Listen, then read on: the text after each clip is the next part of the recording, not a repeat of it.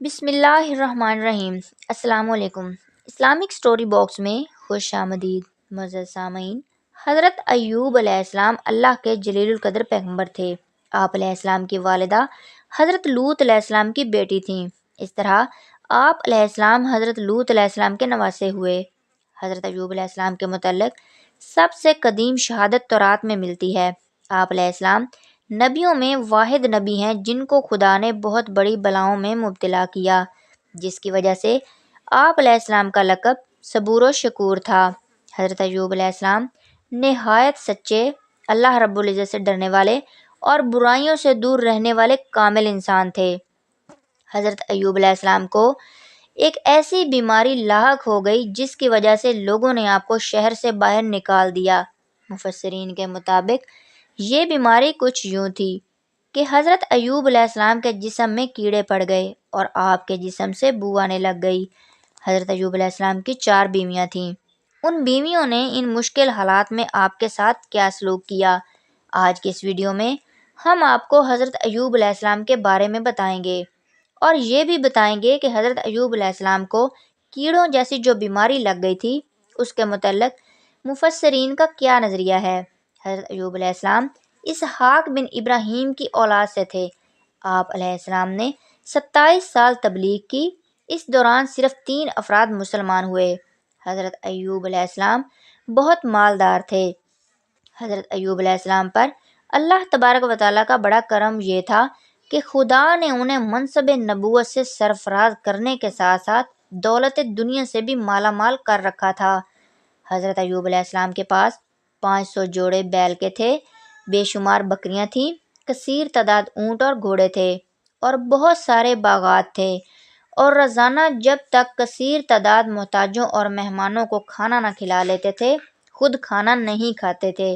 حضرت ایوب علیہ السلام وہ تیسرے نبی تھے کہ ہمارے پیارے نبی حضرت محمد صلی اللہ علیہ وسلم پر فرض کیا گیا کہ ان کے واقعے کو مسلمانوں کے لیے بیان کیا جائے تاکہ مسلمان بڑی بڑی مشکلات سے گھبرا کر خدا کی رحمت سے کبھی بھی مایوس نہ ہوں۔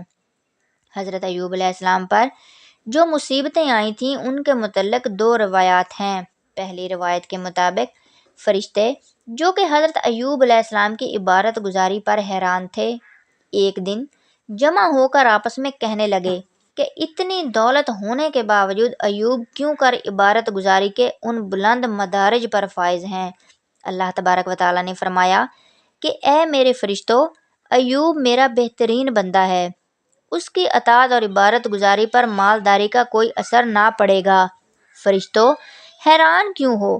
جو میرا مخلص بندہ ہے وہ ہر حال میں میری بندگی کرے گا، اس کی دولت اس کے راستے کی رکاوٹ نہیں بنے گی۔ ایوب میرا نہایت ہی مخلص بندہ ہے، وہ ہر حال میں اپنے خلوص اور بندگی کا مظاہرہ کرے گا۔ میرے فرشتوں، اب میں تمہیں شان ایوبی دکھائے دیتا ہوں، اور اب تم دیکھو اور اندازہ لگاؤ کہ فراوانی دولت اور فراخی ثروت اور مصائب و آلام میں کیا فرق ہے۔ میں تم سے پھر کہتا ہوں کہ وہ دونوں حالات میں یکساں نظر آئے گا۔ یہ کہہ کر اللہ تعالیٰ نے حضرت ایوب علیہ السلام کے حالات یکسر بدل دیے۔ آپ ہر وقت عبادت میں مشغول رہتے تھے، انہیں اپنی دولت کی طرف ذرا سی بھی توجہ نہیں تھی، سارا نظام ان کے بیٹے چلا رہے تھے۔ ایک ہی دفعہ بلاؤں کا نزول شروع ہو گیا۔ سب سے پہلے آپ کا جتنا بھی مال جمع تھا سب غائب ہو گیا، آپ نے ذرا بھی پرواہ نہ کی۔ پھر آپ کے چند جوان بیٹے فوت ہو گئے، آپ نے توجہ نہ کی۔ پھر آپ کا چرواہا دوڑتا ہوا آیا اور کہنے لگا، لاکھوں کی تعداد میں آپ کے جو بکرے بکریاں تھے سب ہلاک ہو گئے۔ حضرت ایوب علیہ السلام نے کہا کہ میں کیا کر سکتا ہوں؟ جس کا مال تھا اس نے واپس لے لیا، وہ جو کرتا ہے درست کرتا ہے، لہٰذا تم جاؤ اور اپنا کام کرو۔ پھر 1 ہفتے کے بعد گائے بیل وغیرہ کا محافظ دوڑتا ہوا آیا اور کہنے لگا، حضور، تمام گائے بیل خچر وغیرہ مر گئے۔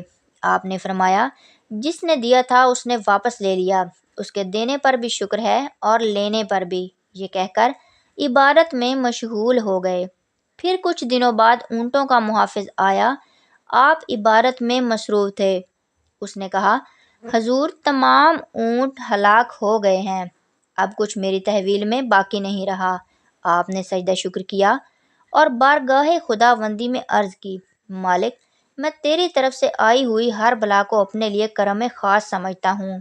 پھر کچھ دنوں بعد گھر میں آگ لگ گئی اور گھر میں جتنا سامان تھا سب جل کر راکھ ہو گیا۔ آپ علیہ السلام نے محراب عبادت سے سر اٹھایا اور اف تک نہ کی۔ پھر کچھ دنوں کے بعد آپ نے اپنا صندوق کھولا تو دیکھا کہ تمام سونا چاندی پتھر کی شکل اختیار کر چکے ہیں۔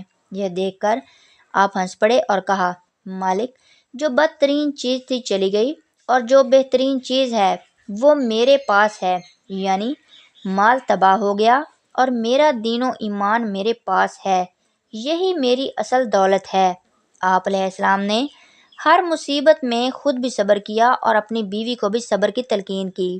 ایک دن حالت نماز میں آپ کے پیروں میں درد اٹھا اور بڑھنے لگا، حتیٰ کہ اس مرض کا اثر پورے بدن میں پھیل گیا اور حالت کچھ اس طرح ہو گئی کہ 7 مہینے تک وہیں پڑے رہے اور اس جگہ سے ہل نہ سکے۔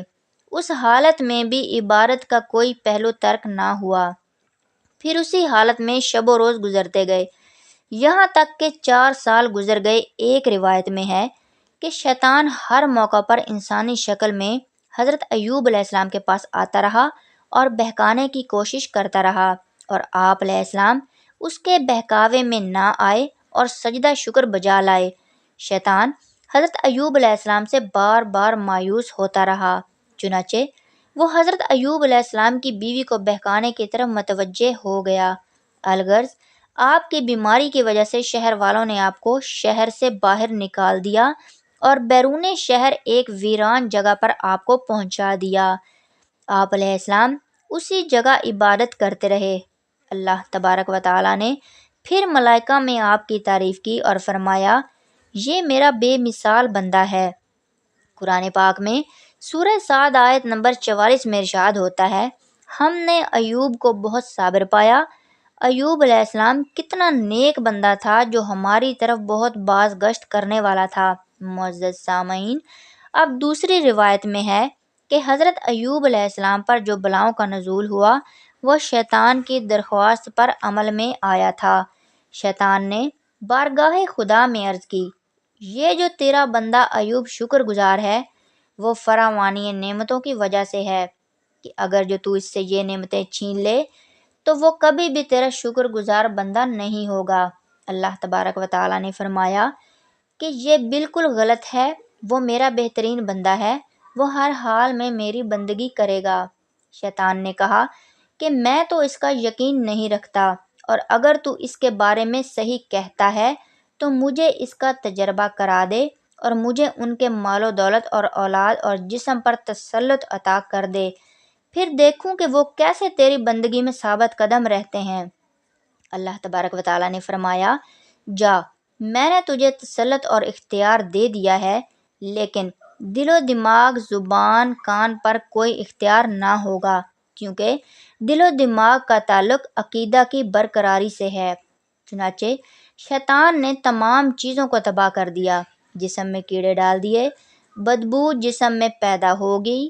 لوگوں نے عاجز آ کر حضرت ایوب علیہ السلام کو شہر سے باہر نکال دیا، پھر بھی حضرت ایوب علیہ السلام ان حالات میں خدا کی برابر عبادت کرتے رہے۔ روایت کے مطابق جو کیڑا جسم سے گر جاتا تھا اسے کہہ کر پھر اسی جگہ رکھ دیتے تھے کہ تو میرے خدا کی مخلوق ہے، اس نے تیری روزی میرے ہی جسم میں رکھی ہے، تو اسی جگہ رہ، باہر نہ جا۔ اس بیماری کے مطابق بعض علماء نے کہا ہے کہ انبیاء ایسی مرض سے محفوظ ہیں جو باعث نفرت ہو، کیونکہ ان سے غرض باسط میں رکاوٹ پیدا ہوتی ہے، لیکن بعض علماء جنہوں نے اس بیماری کو تسلیم کیا ہے ان کا کہنا ہے کہ شیطان کا جو تسلط ممنوع تھا وہ ادیان اور اعمال پر تھا، نہ کہ اجسام پر۔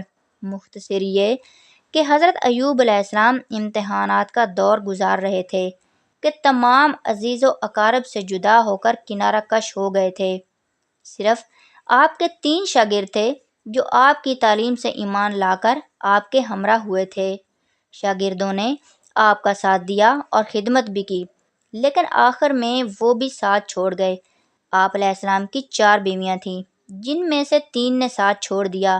ایک بیوی آپ کے پاس رہ گئی تھی جس کا نام راحمہ تھا، وہ آپ کے ساتھ رہی۔ حضرت ایوب علیہ السلام نے فرمایا کہ تم بھی چاہو تو طلاق لے لو۔ اس نے کہا میں آپ کے ساتھ اچھے دن گزار رہی ہوں۔ یہ انسانیت کے خلاف ہے کہ جب آپ پر برا وقت آیا ہے میں ساتھ چھوڑ دوں، میں تو ہرگز نہ جاؤں گی اور آپ علیہ السلام کی خدمت جان و دل سے کروں گی۔ مورخین کا بیان ہے کہ جب امتحان کی مدت ختم ہو گئی تو حضرت جبرائیل علیہ السلام حضرت ایوب علیہ السلام کے پاس آئے اور کہنے لگے کہ اللہ پاک نے تمہارے امتحان کو ختم کر دیا ہے، اٹھو اور فلاں مقام پر داہنے پاؤں کی ٹھوکر لگاؤ۔ اٹھ کہاں سکتے تھے؟ حضرت جبرائیل علیہ السلام نے مدد کی اور اٹھ کر مقام معین پر گئے، ٹھوکر لگائی تو پانی کا ایک چشمہ جاری ہو گیا۔ حضرت جبرائیل علیہ السلام نے کہا اس میں نہا لو۔ انہوں نے غسل کیا، تمام بیماریوں کے اثرات ختم ہو گئے۔ پھر ایک دوسری جگہ بتائی کہ بائیں پاؤں کی ٹھوکر لگاؤ۔ انہوں نے ٹھوکر لگائی تو سرد پانی کا چشمہ رونما ہوا۔ حضرت جبرائیل علیہ السلام نے کہا کہ اس میں سے پانی پیو اور اندرونی بیماریوں سے شفا یاب ہو جاؤ۔ قرآن پاک میں ارشاد ہے اپنا پاؤں زمین پر مارو تو پانی کا چشمہ ابل پڑے گا جو تیرے نہانے کے لیے ٹھنڈا ہوگا اور تیرے پینے کے لیے عمدہ بھی ہوگا۔ مفسرین لکھتے ہیں کہ آپ علیہ السلام کے بیٹے مر چکے تھے، اللہ تبارک و تعالیٰ نے انہیں پھر سے زندگی دی۔